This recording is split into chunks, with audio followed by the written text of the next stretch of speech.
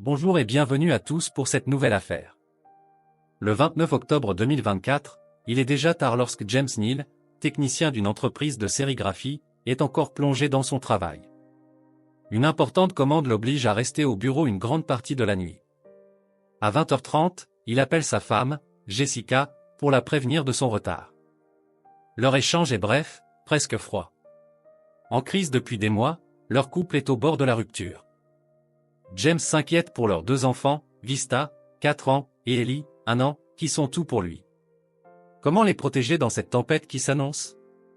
Jessica et James, pourtant, reviennent de 10 années de bonheur partagé, ponctuées par la naissance de leurs adorables enfants. Vista, petite fille aux boucles blondes, adore jouer à vélo ou à la balançoire.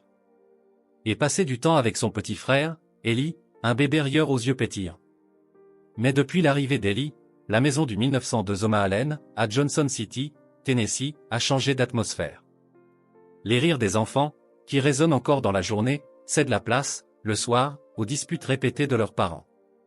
Jessica, épuisée et irritable, semble s'être éloignée de tout. James, qui soupçonne une dépression postpartum, l'encourage à consulter, mais elle refuse catégoriquement. Le 21 octobre, lors du premier anniversaire d'Ellie, Jessica reste enfermée dans sa chambre sans explication, révélant une distance émotionnelle de plus en plus évidente. Une semaine plus tard, ce 29 octobre, James, retenu au travail, craint de subir ses reproches. Mais à sa grande surprise, Jessica répond avec un détachement glaçant, comme si elle était déjà ailleurs. Et pour cause. Jessica prépare son départ. Un départ qu'elle ne compte pas faire seule. Il est 2h30 du matin lorsque James rentre chez lui. Ce qu'il découvre le plonge dans une horreur indicible. Ses deux enfants gisent, inanimés.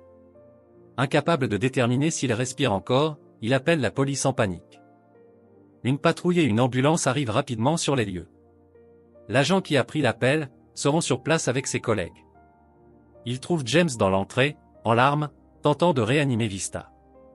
Les secouristes prennent le relais tandis que les policiers inspectent les lieux.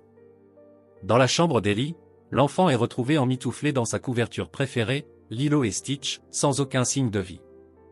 Les deux enfants sont déclarés morts sur place. L'absence de blessures visibles intrigue les enquêteurs. Un empoisonnement accidentel au monoxyde de carbone?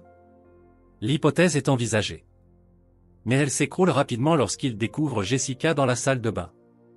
Allongée nue dans une baignoire remplie d'eau teintée de rouge, elle présente de profondes entailles aux poignets. À proximité, des lames de rasoir et plusieurs couteaux. Lorsque l'agent tente de vérifier son pouls, Jessica ouvre brusquement les yeux, effrayant le policier. En pleine crise, elle saisit un couteau et menace l'agent. Il faudra l'intervention des autres policiers pour la maîtriser et la désarmer. Sous sédatif, elle est transportée à l'hôpital dans la nuit.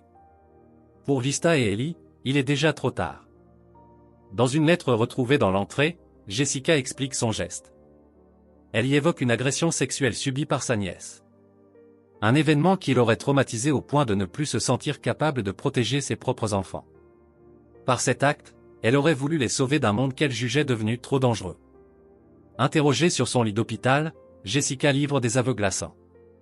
D'une voix monotone, elle décrit avoir étouffé ses deux enfants avec leur couverture Lilo et Stitch. D'abord Vista, puis Ellie. Lorsque les enquêteurs lui demandent si elle leur avait administré des somnifères, elle répond sans émotion. Non. Je les ai juste étouffés. Ça a pris un bon moment. Ces confessions sont confirmées devant un juge 3 jours plus tard. Cependant, son mobile reste flou, et des expertises psychologiques ont été ordonnées. En attendant, Jessica a été incarcérée, sa caution fixée à $2 millions. Une nouvelle audience est prévue le 31 mars prochain, où le procureur pourrait requérir la peine de mort si sa responsabilité pénale est établie. Quant à James, il s'est muré dans le silence, fuyant les regards et les médias. Sur une photo de Jessica publiée en avril 2023 sur Facebook, il écrivait « L'amour, c'est cette femme. Cette vie. Ce moment. Je sais que nos lendemains seront peut-être difficiles. Mais nous serons toujours là l'un pour l'autre. » Des mots prémonitoires, certes, mais dont le sens dépasse aujourd'hui l'entendement. Merci d'avoir suivi cette vidéo. Si cette histoire vous a touché, n'hésitez pas à vous abonner et à activer la cloche pour ne manquer aucune de mes prochaines vidéos. Prenez soin de vous et à très bientôt pour une nouvelle affaire.